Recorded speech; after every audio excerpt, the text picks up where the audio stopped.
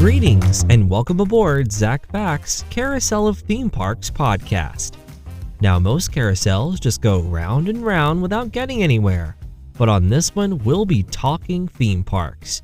And now, here's your host, Zach Back. Hello, everyone, and welcome to today's episode on Kings Island. Now, I'm so happy with how last week's episode turned out, and I want to thank everyone who sent me messages about the episode, and they were excited to see what's next. I'm super excited to continue going on this journey with you, and I can't wait to see kind of what comes up next. But today's episode, we're going to be talking about Kings Island. Now, Kings Island is a park located on the outskirts of Cincinnati, Ohio, in a place known today as Mason, Ohio, in Kings Mills. But this area is well known for the theme park, and actually in doing the research for this episode, I found that there were so many things about Kings Island I did not know. And I want to thank that the books I was able to find on this matter, the websites I was able to find for kind of enlightening me to the story of Kings Island and to its history. There's so much to this park that I really am so excited to share with you today. And I can't wait for you to kind of find out what's going on. Now, I do want to preface this episode is that each section, kind of where there's a musical section for this episode, will be carried by some bits and pieces from the carousel organ at Kings Island. So these are clips that I recorded when I was there at Kings Island this last summer. And so these are going to be kind of the bits and pieces in between the sections for this episode. So I can't wait for you to see everything that's in store here on today's episode about the history and stories of Kings Island. Enjoy!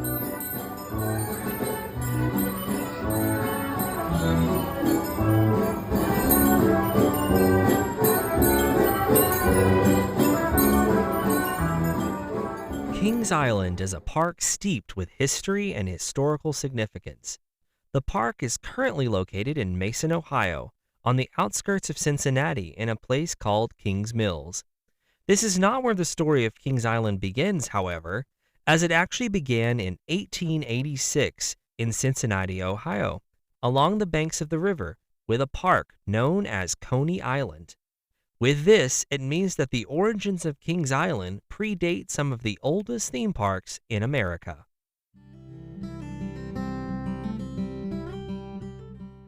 Coney Island was located, as mentioned, along the banks of the river. The park began far before it was named, as in 1867, a man by the name of James Bell Parker bought some farmland here, where he began growing apples and strawberries and raising hogs on the property. Within a year, he began holding picnics in Parker's shady apple orchard. As steamboats brought people to the area along the river, the popularity of this spot only grew. Naturally, as more people began to picnic here, Parker allowed concessionaires to set up a variety of sideshows, theaters, and games to entertain those who picnicked in the orchard. By the 1880s, a mule-powered carousel and dance platform had been added. In 1886, Parker sold the orchard to steamboat captains William F. McIntyre and Jacob D. Hegler, who wanted to transform the orchard into a summer resort. Shortly after, this resort became known as Coney Island after the famed amusement center in New York. The new Coney Island officially opened in June of 1886 with rides and a shooting gallery, with the park's first roller coaster named the Hegler Coaster, which was a switchback railway. Over the next several years, the park was sold and expanded to include an expansion of the roller coaster, new rides, attractions, and restaurants. New coasters were introduced in 1902, 1911, and 1913, and in the 1920s, the large Skyrocket coaster was built, designed by the famous designer John A. Miller.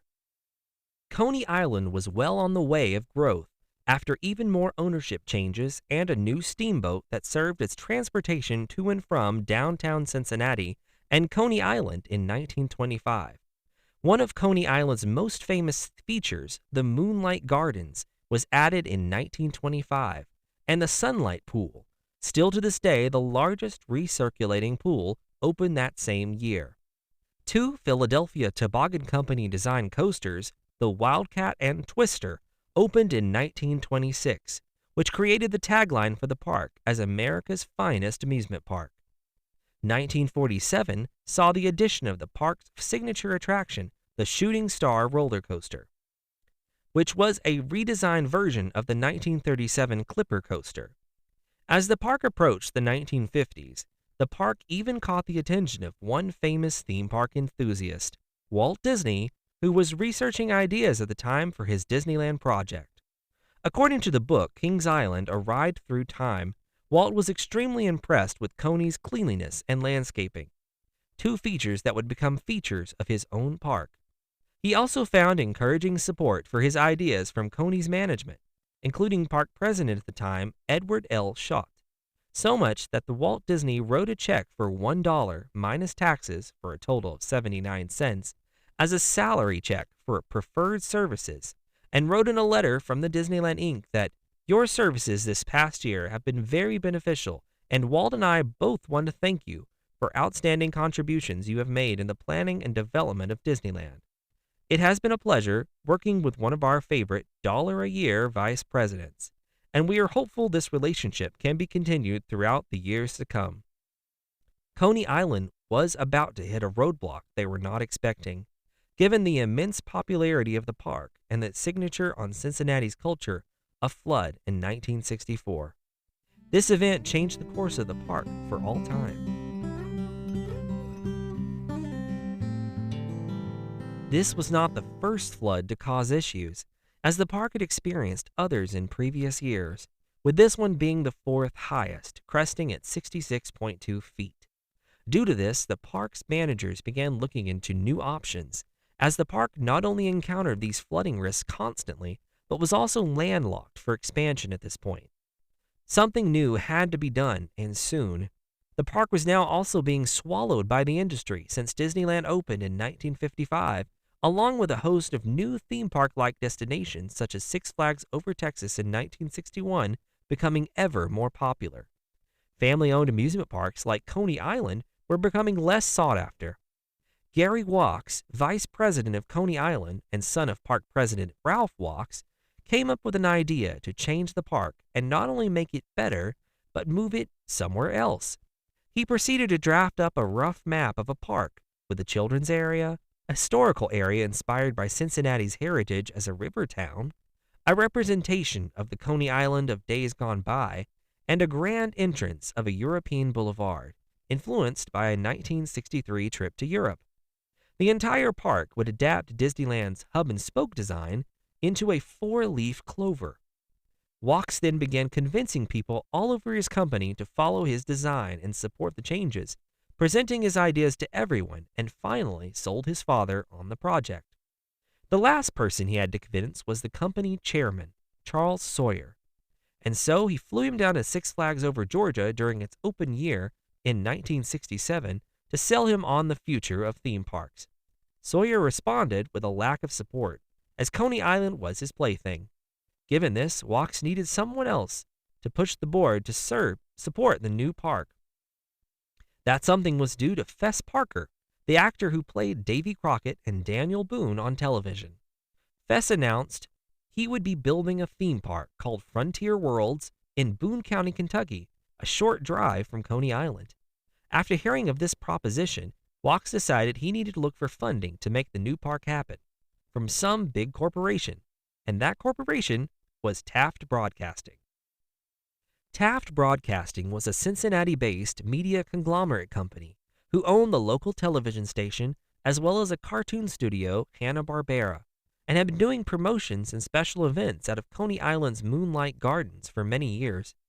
After Wachs met with a few members of Taft and their CEO, Charles S. Meekum, Jr., the support began to grow.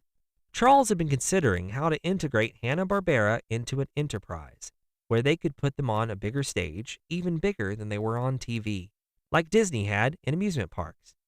Meekum actually met with Roy Disney in Los Angeles at one point to discuss the industry. Roy smiled and said, "You know, it's ironic that you would come out here and ask me about the amusement park business, because you have the finest small amusement park in America right in your backyard, Coney Island. It was the first park that my brother Walt and I visited while we were starting to think about going into the park business. You ought to go back and buy that park and use it as your springboard to go bigger if you choose. Now, with Walks visiting and speaking with Meekum, it seemed that the park had come to see about merging with Taft Broadcasting to make that dream a reality. After getting Meekum on board, Charles Sawyer became an ally, as Sawyer knew everyone and the local bankers, and as a result of helping with Coney Island and Taft's new park, ended the Fess Parker theme park plan in Kentucky. Throughout the 1968 holiday season, the companies negotiated merger terms and a location for the new park, eventually buying 1,600 acres under the radar, and settled on a massive parcel of land 20 miles north of Cincinnati in Kings Mills. The land was a cornfield, and according to Dennis Spiegel, the assistant park manager at the time for Coney Island, that he and Walks visited the land and pointed out locations for the Eiffel Tower and the racer, as well as a big gorge for the train to cross. In March of 1969, Taft Broadcasting and Coney Island announced the new park in a joint press conference, and that Coney Island would operate as normal for 2 years while the new park was developed. Shortly after, Taft announced they would be purchasing Coney Island outright, with Taft beginning to use their assets in the existing park almost immediately, with filming portions of Hanna-Barbera's Banana Splits television show at Coney Island. In the meantime, the new park was continuing development, with Gary Walks being named general manager of the new venture. Walks continued to develop his initial concept, notating that he wanted an international street, giving his trip to Paris and Tivoli Gardens, the oldest amusement park in the world. Walks specifically was interested in what he called the 3 F's: flags, flowers, and fountains. He had already added these items to Coney Island. Taking from Disney's playbook, the park would have a visual weenie, a 331.5-foot, 1/3 scale replica of the Eiffel Tower. Originally, he wanted to build this at Coney Island, but he didn't know how. After reaching out to a bridge company in Philadelphia and getting nowhere, he reached out to a company in Europe called Intamin AG, ran by Reinhold Spieldeiner. They agreed they could build it, and thus the infamous tower was designed for the park. Additional areas of the park were fleshed out, including the Happy Kingdom of Hanna-Barbera, later renamed to the Happy Land of Hanna-Barbera and Oktoberfest. Coney Island had a small children's area known as the Land of Oz. But with Taft now in the picture, a land based on Hanna-Barbera was given with so many of the attractions for the Land of Oz, moving to the park. One major new attraction was that there was a dark ride similar to It's a Small World, called the Enchanted Voyage. This boat log flume ride even had a theme song called All in My TV, written by Bill Hanna of Hanna-Barbera, with different arrangements for different areas of the attraction, just like the Disneyland ride. As Walks continued to flesh out the park themes, an area based around an Ohio type of Frontierland was conceptualized with a train, the log ride from Coney Island, and more. Shortly into 1971, the name of the area was changed to Rivertown in honor of the park's connection to the river. The next area was to be conceptualized, would be a Old Coney or Coney Island themed area, an area based on the park design of the Coney Island, but in a way that it never was. It would be an area that would bring in the best parts of the park to make the area shine. The area was to be anchored by a large wooden roller coaster, but Walks didn't know who would be building this attraction. Thus, he reached out to Philadelphia Toboggan Company's John Allen to see about building the Racer. Initially, John declined as he had just entered retirement, but after some coercion with a few other members of Taft, John agreed to design the Racer. Finally, an area themed to the designs of Germany, Oktoberfest, would be built to round out the four-leaf clover design of the park. Ground officially was broken on the park on June 15, 1970, and work began. As of this moment, however, there was no official name for the new park. Current suggestions on the table were to name the park Twin Oaks or Kings Mills Park, but no consensus could be made. Thus, a contest was held that brought in nearly 45,000 suggestions, with the winning suggestion being chosen as Kings Island, which brought the new name of the area Kings Mills and combined it with Coney Island to create the name. As the park continued construction, Coney Island opened for its 1971 final season with a preview center for Kings Island. This year also brought the topping out of the Eiffel Tower on May 26, 1971, for a May 27, 1972 grand opening plan. As the final season of Coney Island came to a close on September 6, 1971, Ralph Walks made this closing speech. All good things must come to an end. So after 85 years of successful operation, Coney Island will close with tonight's operation, September the 6th, 1971. Coney Island has played a part in the lives of several generations. The memories and good times you have enjoyed here will last a lifetime. Now we must look to the future, a new park, a new home, Kings Island. I promise you it will be more than you could ever dream an amusement park could offer. 20,000 people attended Coney Island's last day of operation, with the closing of the park being a rainy event, just like its opening day in 1885, with a fireworks show. By the next day, work began in moving anything salvageable from Coney Island to the new Kings Island site. In total, over 20 attractions were relocated from the old park and rebuilt at Kings Island, as well as countless pieces of game equipment and even down to the silverware at the restaurants. They even moved the landscaping to Kings Island, including the famous 35 ginkgo trees from the gardens, and in the end, only about 35 bushes from Coney Island were not transported to the new park. As opening day quickly approached, the park opened for early previews in April of 1972, with only 4,000 guests on average attending during the period. The company began to sweat, but still toughed it out. As opening day arrived, the park celebrated with an employee parade, 5 marching bands, skydiving clowns with American flags, a 10-minute fireworks show, and 4 Air Force jets doing a low flyover of the park. As a grand finale, 30,000 helium balloons were released. By 8 p.m. on opening day, 18,000 people had entered the park. In the weeks following, attendance continued to spike, with 40,000 people entering the park on July 4th, 1972, and every day afterwards, to the end of the season, saw 35,000 to 40,000 people per day. The park was a hit. By July 31st, the park saw its 1 millionth visitor. In the end, Kings Island cost $31,012,000 to build, which was over budget, but on time. The park opened with International Street and 4 themed lands, including the Happy Land of Hanna-Barbera, Rivertown, Old Coney, and Oktoberfest. One important attraction in Old Coney turned out to be a turning point for the industry, the Racer. Prior to the Racer, the fledgling theme parks were more about the smaller steel family coasters than large thrill machines that traditional parks were known for all along, wrote American coaster enthusiast historian Dave Honner.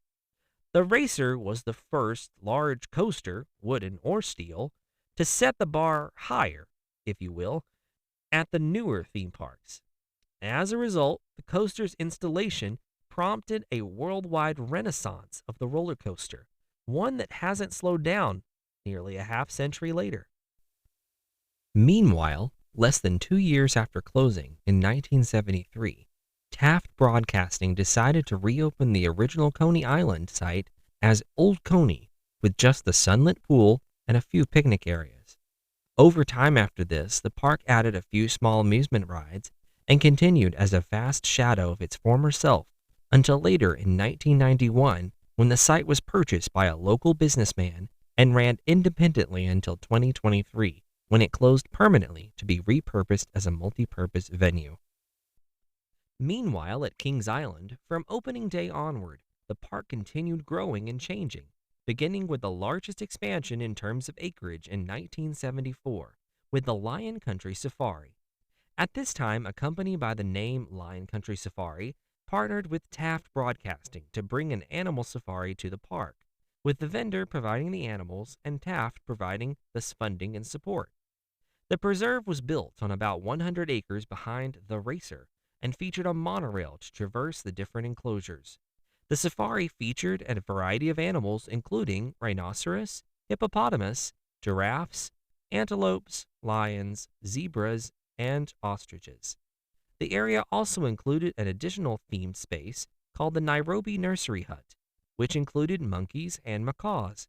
The Lion Country Safari ended up costing about $7 million to build, which meant it was the most expensive addition to the park for many years, until 1996. In the 1970s continued, Taft began looking outside the park for investment opportunities, including expanding their theme park presence. In 1975, Taft Broadcasting Company partnered with Top Value Enterprises to form Family Leisure Centers, Inc., where they purchased Carowinds, a struggling park outside of Charlotte, North Carolina. Additionally, announced in 1972, King's Dominion opened in 1975 in Richmond, Virginia, which was a park designed similarly to Kings Island. The 1970s continued with a variety of changes around the park, including expansion to the Coney Island area of the park with an expanded midway, new arcade, and a Wagner Bureau Intamin giant double Ferris wheel, and a Huss Troika flat ride in 1975. 1976 brought the American Bicentennial and a few color changes to match around the park. After 2 incidents at Lion Country Safari, the park ended its connection with the company and renamed the attraction the Wild Animal Safari. 1977 brought Kings Island's first looping coaster, the Screamin' Demon, an Arrow shuttle loop coaster. In 1978, the portable roller coaster, the Bavarian Beetle, was demolished as the first coaster removed from Kings Island. The reasoning was due to an injury from the attraction, where the guest sued the park, claiming that the ride operators should have told the guest not to ride given his condition. This brought forth changes at all rides in Taft Broadcasting parks, with fun and safety guides being installed at the entrance to all attractions. As a result of this, the concept was adopted for international use by the International Association of Amusement Parks and Attractions, otherwise known as IAPA. The last year of the 70s resulted in the closure of the Sky Ride, which was an operational nightmare, as a gust of wind in 1977 resulted in an empty gondola slipping off its wire and causing the safety system to kick in, resulting in the ride shutting down and taking 8 hours to rescue the 45 stranded passengers. Once removed, Kings Island began looking to the future, and the future looked like a wooden roller coaster that would set records for decades, the Beast. The attraction was developed and built in nearly 2 years and opened to the longest line in the park's history of 4 to 5 hours on April of 1979. The attraction was designed and built without calculators and computers and stands up today as one of the best wooden roller coasters in the world. 1979 also saw the introduction of season passes at Kings Island, a first in the industry to encourage repeat business. The 1980s began a fast change in the parks as the Scooby-Doo roller coaster was renamed the Beastie. The Sky Ride was officially removed, and in 1981, Arrow Development approached Kings Island to encourage the building of a new roller coaster, the Bat. The ride went through developmental nightmares as the ride never seemed to work as designed, and when it opened in April, it had to close just 2 months later in July to workshop changes to the ride. When it reopened again in August, it encountered even more downtimes, which caused Taft to call in Arrow to take a look at the ride once again. It finally reopened in September and operated the rest of the season. 1981 also saw Taft Broadcasting open its third park from scratch, Canada's Wonderland in Vaughan, Ontario. 1982 saw the overhaul of the Happy Land of Hanna-Barbera to become Hanna-Barbera Land, and the addition of the famous Hanna-Barbera Carousel, which featured characters like Yogi Bear and Scooby-Doo. 1982 also earmarked the moment when one track of the racer was turned around backwards, which brought more people back to the park to experience a classic in reverse. This season also saw the Intamin giant swinging ship prototype Viking Fury, added in July of that year. Screamin' Demon also saw a name change to The Demon this year to match with the other coaster names. Meanwhile, the Bat stayed closed all of 1982. At the end of the year, Kings Island marked its first Winterfest, with ice skating on the Royal Fountain and Christmas lights strung from the ground to the top of the Eiffel Tower. There were no rides open at Winterfest, but the park charged $2.50 and free to pass holders, and by the end of the event saw over 270,000 people. Winterfest started a trend in parks around the world to invest in seasonal events, which began events like Holidays in the Park at Six Flags and beyond. 1983 was a landmark year as the park's Fest House opened, as well as Kings Island experienced its first death in the park when an intoxicated guest fell to his death after a drunken climb up the Eiffel Tower. 1983 also saw the Bat experience more issues with few times it was open, and it never reopened after this season. Wild Animal Safari was renamed Adventure Village, and the monorail was named Wild Animal Habitat. In December of 1983, Taft Broadcasting announced that they would be selling Kings Dominion, Kings Island, Carowinds, and Hanna-Barbera Land, which was under construction in Houston, Texas, in a leveraged buyout to Kings Entertainment Company, which would be headquartered in Kings Island. Canada's Wonderland would still be owned by Taft, but would have a management contract with KECO. 1984 opened with few changes in how the company was run, but also opened with a new coaster from Togo, a stand-up coaster called King Cobra. This year also saw the first year with non-Hanna-Barbera characters in the parks, as a new agreement for the Smurfs had been created the previous year. Enchanted Voyage was modified and transformed to become the Smurfs Enchanted Voyage, along with new roaming characters and a show.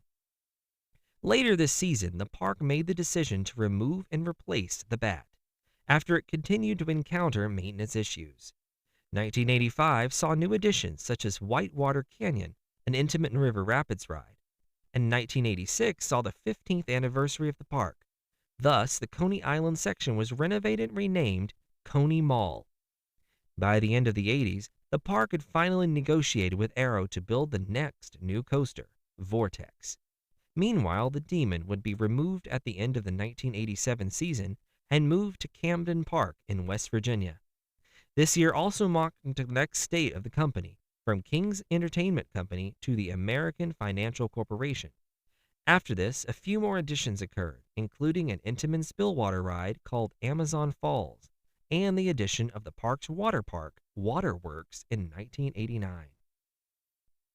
The 90s was a decade of continuing growth for the park, with additions such as Flight Commander, an Intamin flight trainer, as well as Mine Train coaster, Adventure Express, in 1991.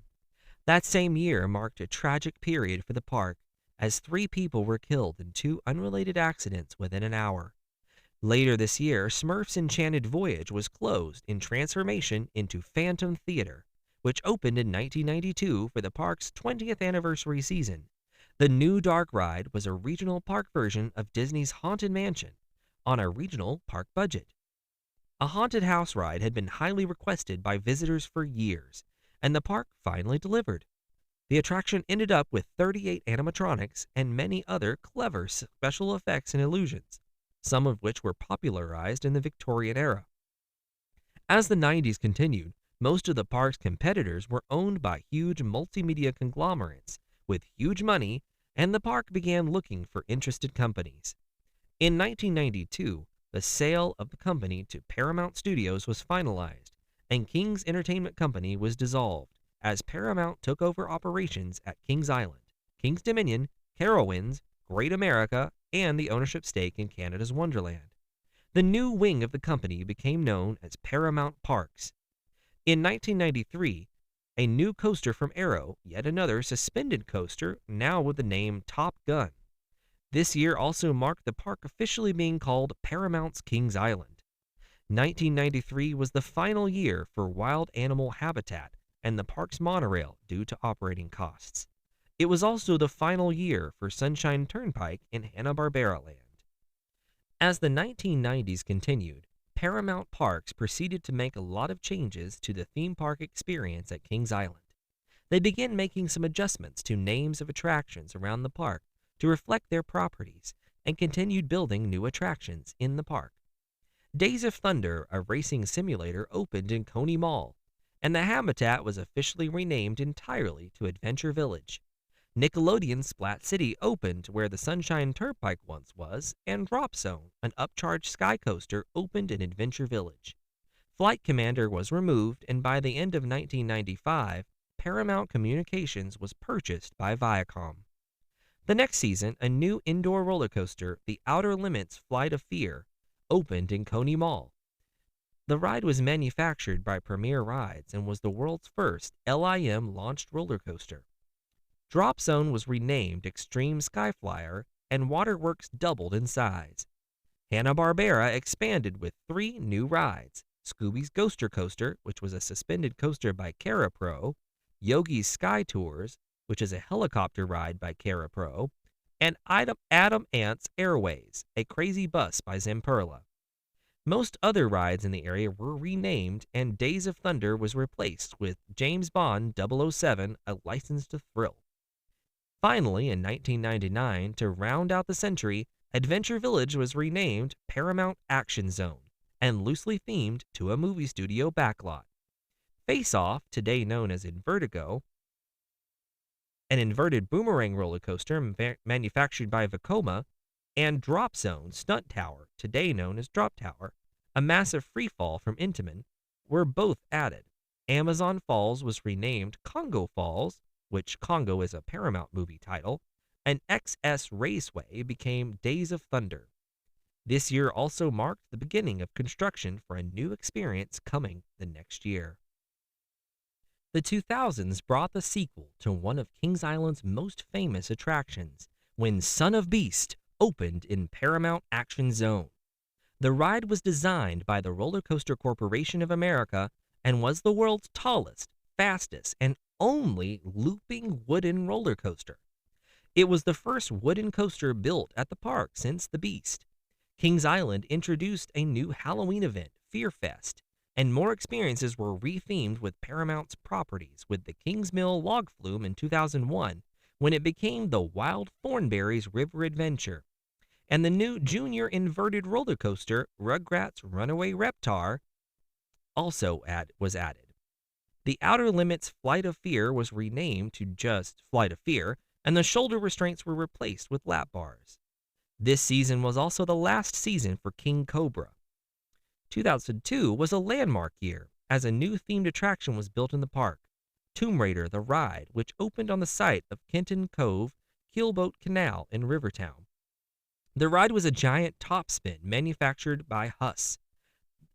The Slingshot also opened around this time, and 2002 marked the final season for Phantom Theater.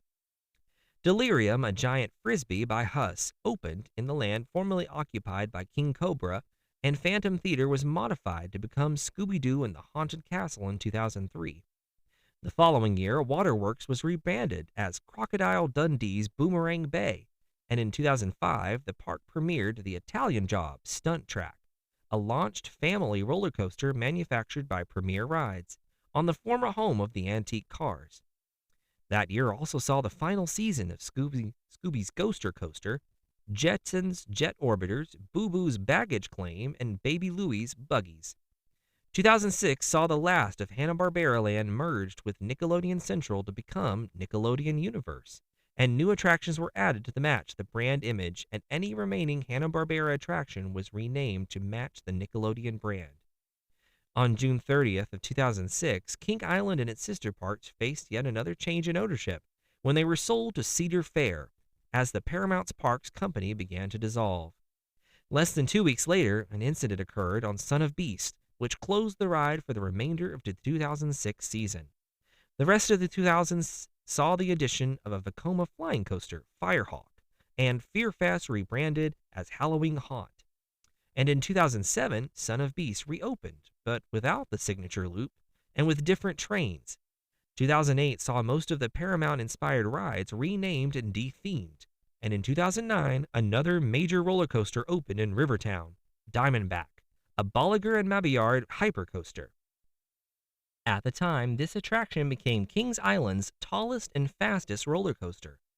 Son of Beast closed permanently in June of 2009 to be torn down in 2012.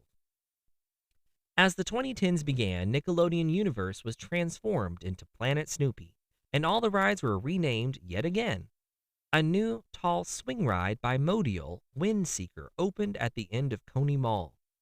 Boomerang Bay was rebranded as Soak City, and in 2014, a new inverted roller coaster by Bolliger and Mabillard, Banshee, opened on the land previously occupied by Son of Beast and Thunder Alley. This year also saw Flight Deck, previously known as Top Gun, renamed again to The Bat, an homage to the original roller coaster from the 1980s. By the end of the 2010s, additional rides were added to Planet Snoopy, and a new wooden roller coaster by Great Coasters International, Mystic Timbers, opened in Rivertown.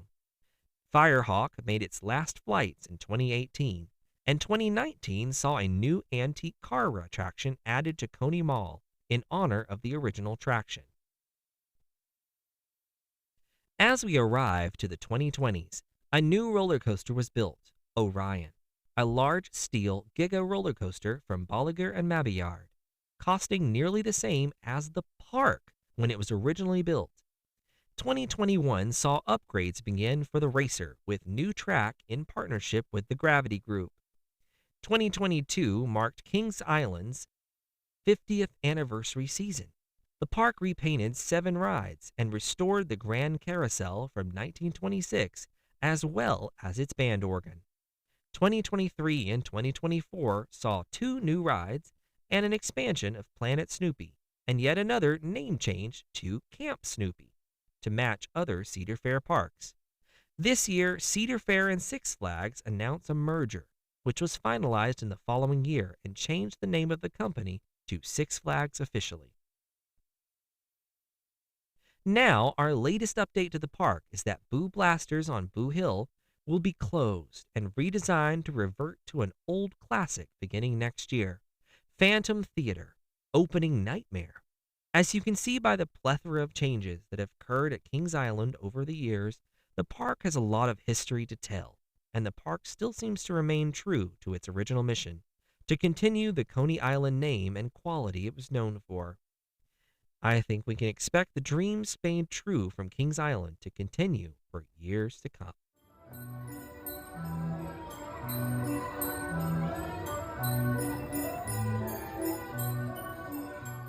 All right, so I hope you enjoyed the history portion of this episode. Kings Island, as you can hear by the 40 minutes of history I had, that it is a very special park that has a very special history. And I really think that time has definitely played a really good role here. And I think that it's just a beautiful park even today. It's definitely one of my favorite parks to visit. And I think in this little segment of the episode, we should kind of talk about how you should visit the park. Because if you've never heard of Kings Island before this episode, or maybe you've never visited, you might want to know a little bit about how to kind of tackle the park. Just like we did in my last episode about Dollywood, I wanted to take a moment just to go through kind of the direction you should go around the park, what you should prioritize versus what you shouldn't, and that kind of thing. So this park, similarly to most parks, has sections of the park that is more designed for adults, while it has other sections that are more designed for children. But also there are still fun things to do in the children's areas. After all, this park was designed with a lot of kids rides, a lot of like smaller amusement rides that were placed here in Hanna-Barbera Land, which is now Camp Snoopy. So I would say there's a lot to do in this park. There's a lot of coasters, a lot of really good coasters. Some of my favorites exist in this park. And I truly believe that this is a good place to visit. No matter who you're with or what you're doing, there's a lot of opportunity here. There's shows available. There's the beautiful, beautiful International Street with the Eiffel Tower.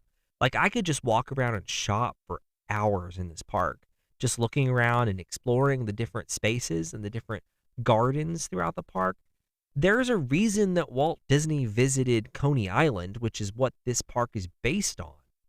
It's beautiful, it's clean, and it's well kept. And that is a truly unique part of Kings Island. So when you arrive at Kings Island, you drive off the interstate. That's where you are. You see the giant Kings Island sign peering at you from Kings Mills, and you see the Eiffel Tower. The Eiffel Tower for me, I'm going to say something really, really interesting here. The Eiffel Tower at Kings Island, and by extension Kings Dominion, for me was more interesting than the real Eiffel Tower in Paris. Now I know I'm going to get slandered for that, but it's just how I feel about this. I think it's just because I'm more familiar with the size and scope of the Eiffel Tower in Kings Island, so I naturally have more of a fondness to it.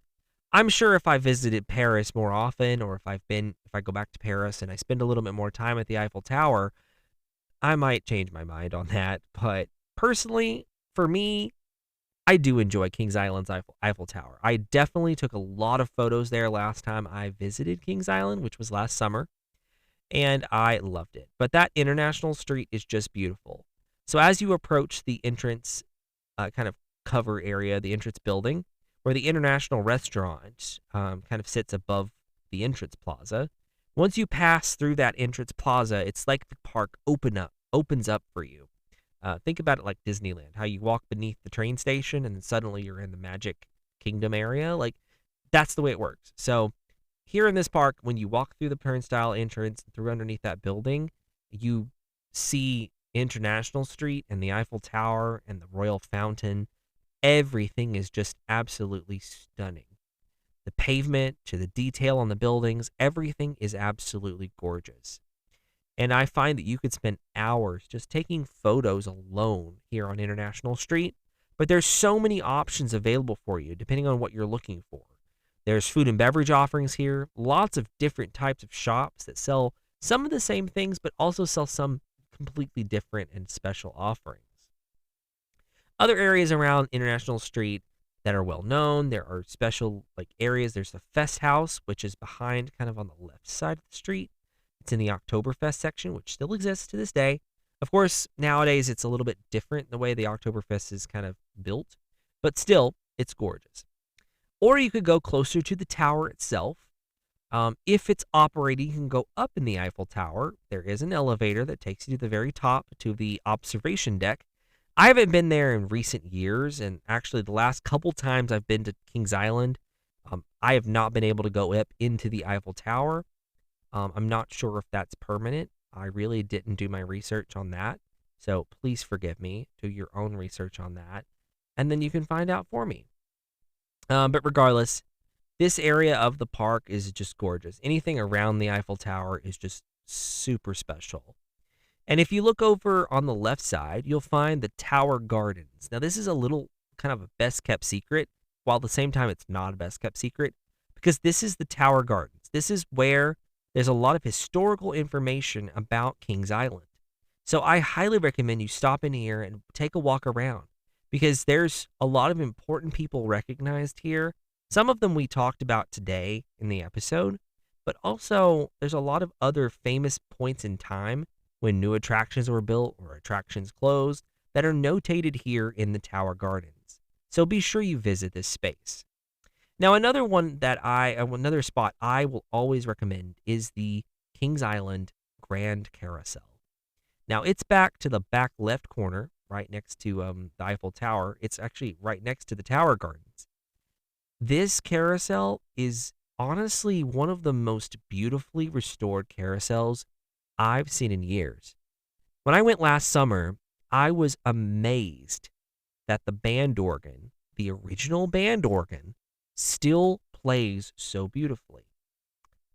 If you're not a big carousel geek like I am, you probably don't know what a band organ is. That's the musical instrument in the center of a carousel that if it's working and it's an actual mechanical band organ, then it will play live music through a variety of pipes, organs, drums, cymbals, bells. There's so many different types of instruments that will play out of this machine. And it's all powered typically by cardboard music. Now, you can look up online more about the process of what a band organ looks like and how it plays. There's some really great resources out there that will show you what these look like. But I absolutely love this carousel because the horses are beautifully painted. The details are embellished with gold leafing. The mirrors and lights are all flashing bright and shiny. Everything just looks brand new. And this is a Philadelphia Toboggan Company, otherwise known as a PTC carousel. And it's one of the larger ones out there that is still in operation today. And so I highly recommend you visit this carousel because it's absolutely a gorgeous beauty, and it's kept in such good condition. Even after their renovation on it and their refurbishment, it still looks so great. Now, the next area I always visit, and this is because it's me, this is a childhood thing. I always go straight into the old Hanna-Barbera land, now known as Camp Snoopy. This area of the park is the kiddie area, and since I visited here when I was a kid, this is the area of the park that I found the most things that I like to do. Now, of course, if you are traveling with kids or if you are a kid at heart, there are a lot of attractions here that you can actually experience fully on your own without a child present, just so you know. There's a lot of great rides over here, and I highly recommend a lot of these attractions here. This place is absolutely jam-packed with attractions and things to do. The Whirlybirds, which is the little helicopter ride here, is absolutely so much fun. You get in it and then you're bored. But I loved it as a kid. I really love it, and I think a lot of people will still love it because it's something unique. It's not something you find in most theme parks. And I mentioned, I think it's CaraPro is the name of the people who are the company that created that attraction. And I've never heard of that company before. So I'm going to have to do a little bit more research on that and get back to you on that. But there's a lot of really great attractions over here, a lot of historical attractions that still exist and still run. I mean, Boo Blasters on Boo Hill, which is getting revamped to become the new Phantom Theater attraction. Can't wait for that because it's just kind of a return to the classic.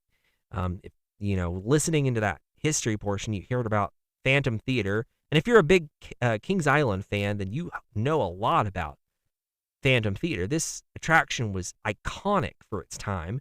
It was a classic take on a haunted house, but then almost like a Disney take. And that's what's amazing because this is not Disney. This was Kings Island, and it was built on a regional park budget, as I said in the history portion. So Phantom Theater is really cool, and I really, really highly recommend that once this ride reopens, visit it. I think you'll enjoy it. I don't know. We'll find out. I need to see it. I don't remember. I didn't visit Kings Island when it was Phantom Theater. Early in my life, it was the Scooby-Doo and the Haunted Castle attraction. And then I played Boo Blasters on Boo Hill, which is a Sally Dark ride kind of revamp attraction. So I've seen both versions, and I definitely preferred Scooby-Doo Haunted Castle more. But from what I understand, it was a very light retheme from Phantom Theater. They essentially just covered a lot of things up with Scooby-Doo themes. And then kind of Boo Blasters simplified the ride quite a bit. So as you continue your way around Camp Snoopy, you'll wind your way over to another area of the park, and that is the area of Rivertown. Now, Rivertown, as we learned, has a lot of things in it. Now, this is where Mystic Timbers is, Diamondback. This is where the Beast is. These are iconic coasters in the world. And if you have ever, if you like wooden roller coasters, let's say it that way. If you like wooden roller coasters, both Mystic Timbers and the Beast are absolutely iconic, machines to ride. The Beast is well known because of its history. This ride has been running for a long time, and it still, it still feels so great. It's flying through the woods. If you can ride this ride in the dark, oh, it's scary. It's so scary good. So definitely visit the Beast if you can. Make sure you prioritize this attraction. This is a classic wooden coaster that was built entirely in-house by the team who created Kings Island. So that's pretty amazing in my book. The Diamondback roller coaster over here is also a really big favorite for me. They're both it and Orion over in the Flight of Fear area are both Bolliger and Mabillard uh, coasters. I prefer Diamondback. I'm going to be honest. I like the way that it goes over and out, kind of like the Beast back through the woods. It really feels like you leave the park and then you come back. And then it's got this fun splashdown effect, which I love splashdowns. Right into the lake there in Rivertown. So definitely a recommended ride. I waited quite a while for this ride when I visited last summer, and I loved it. And I didn't wait as long at all for Orion, and I really just don't love those hyper giga coasters, and it's not a favorite for me. I also said the same about Fury 325 and Carowinds. A lot of people will probably, you know, hate on me for that, but I don't like the super intense roller coasters. I like them to where I can ride them, get off of them, and I feel like I had a great time. And some of them are just a little bit too intense for me. Not saying that they're intense for you, but I did like Diamondback more than Orion here in the park. But I will say that both coasters are still really much must-dos when you visit the park.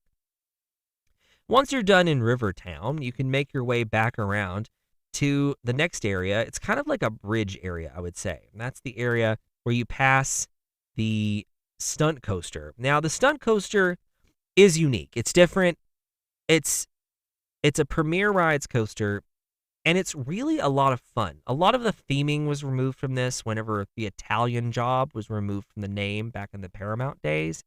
But this coaster is still really fun, and I do recommend it. It's definitely a unique experience in the park. It's not your wooden coaster. It's not your standard steel coaster. It's a very different type of roller coaster. Now, as you pass over into the next area, that is going to be the Coney Mall area of the park. Now, Coney Mall is such a classic space. It's lined by that classic racer attraction. I love the racer.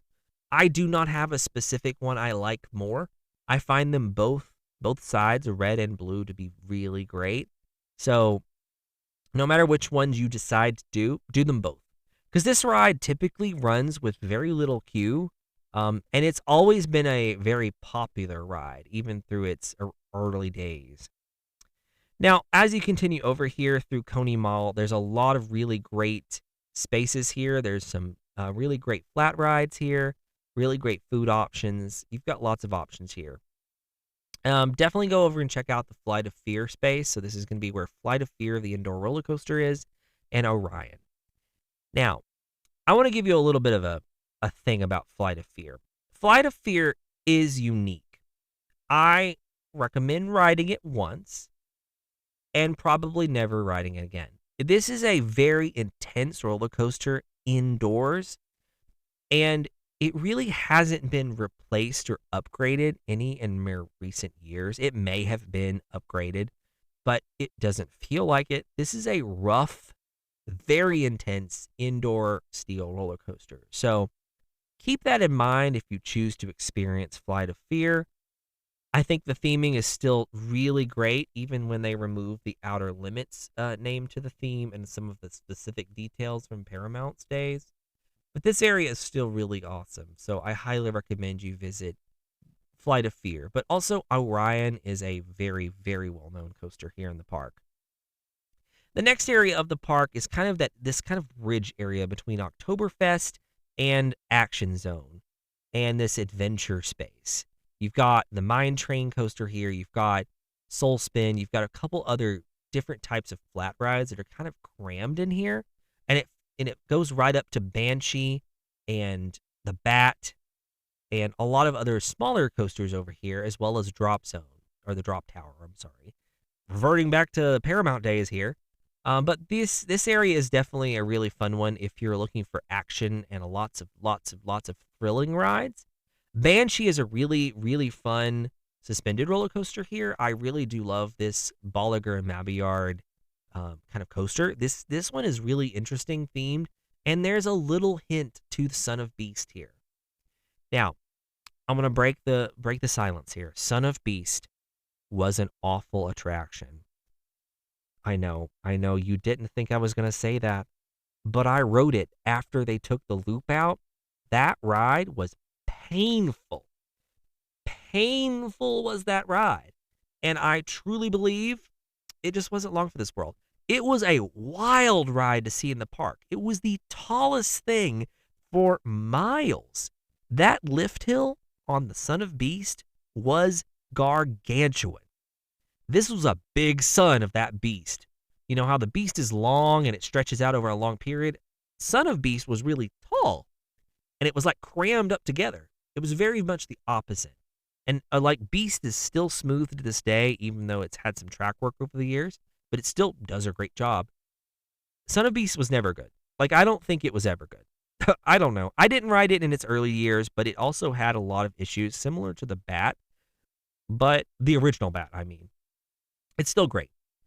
Speaking of the Bat, you can also go ride the Bat, which is a kind of a rehash homage, I guess, if you would, of the original. This was a part 2, like version 2 version of the Arrow suspended coaster. And I really do believe they did a pretty good job on this one.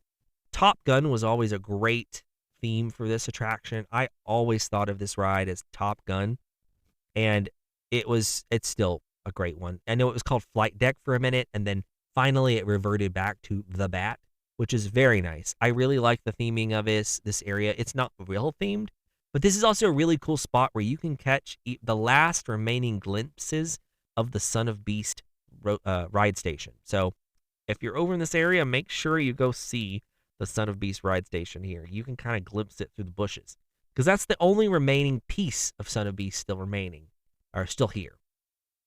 And I believe this is also an area, like an old station. They've been using it for years. It's just kind of sitting there right next to Banshee, kind of out of sight, out of mind. And they just kind of left it there. Now, I'm not sure if this will remain here for much longer, but many more years, it may be gone. It's still really cool. But with that, you've kind of traversed all of Kings Island. This park is massive. So I don't recommend doing a lot of loops back and forth or zipping back and forth between places. I recommend kind of trying to steer clear of doing that and instead focus on, doing one thing at a time and then reverting back to International Street and around the Eiffel Tower for the possibility of a nighttime show or just shopping in the evening or grabbing some food. Speaking of food, I don't really think that there's anything of major interest in this park when it comes to food. There's a lot of quick, fast, casual type dining locations here. I did mention the International Restaurant, which is in the front of the park. I haven't seen this restaurant actually operate in many years, so I'm not sure if it's a full-size restaurant that they utilize anymore. But this was a major spot back in the early days. So if you ever catch it opening or having a special event, try to get in there if you can. I'm not sure if it's something you can even do, but I'm sure it would be a fantastic experience to sit there and overlook the Eiffel Tower. I mean, you can't beat that. But Kings Island for me is a huge park with a lot of great memories. I grew up going here during the later days of Hanna-Barbera, still early days of Nickelodeon. I used to come here as a child quite often. I met Yogi Bear here. I met Boo Boo. I met Scooby-Doo. I met Rugrats later in the kind of Nickelodeon years. I met the Rugrats here. So like there's a lot of great characters that they've offered over the years, and they've always had a focus on a space for children here in the park. And that's always been a great thing about Kings Island is it was never just about the thrill junkies. It was also about everybody that had to come along with the thrill junkies. Because my dad at least, was a big roller coaster guy growing up. And my first roller coaster ever was the Beastie, which used to be known when the park opened as the Scooby-Doo coaster. And then it was turned to the Beastie. I rode it when it was the Beastie. That was my first time riding it. And then it was changed to be, I believe, the Fairly Odd Coaster next. And then now it's a Woodstock Express, I believe is the name. But it's like a small version of the Beast. It's like a tiny version. And it was always so cute. And they always did some great paint jobs on this ride when it was around. So definitely recommend just visiting Kings Island. This is a great experience. Kings Island is a beautiful park, even to this day, and I would honestly say that it still is one of the best theme parks out there that doesn't feel exactly like a theme park, but it is a theme park. Like, this is a great themed amusement park space that I think they've really done a lot of great things with, and there's a lot of theming that goes along with this park. And so I could believe all day long that this park is an official theme park. Kings Island is amazing. So I highly recommend you visit it if you haven't, or make sure you make plans. And we'll see you in a little bit more in the bumper track, and then we'll talk to you on the next episode of the Carousel of Theme Parks podcast.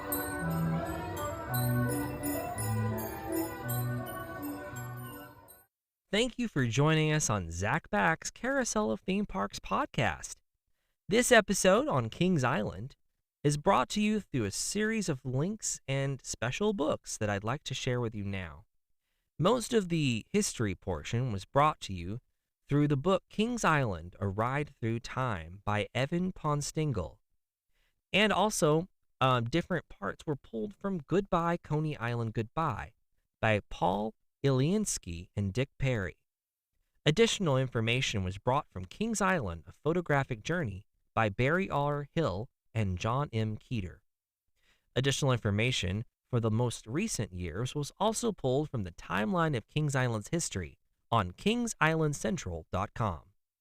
You can find more information about Kings Island and other areas around this park by visiting any of these links, but I highly recommend you visit your library or purchase the books that I mentioned here. You can also find all of this information in the show notes for this episode. Thanks again, and we'll see you on the next episode of the Carousel of Theme Parks podcast.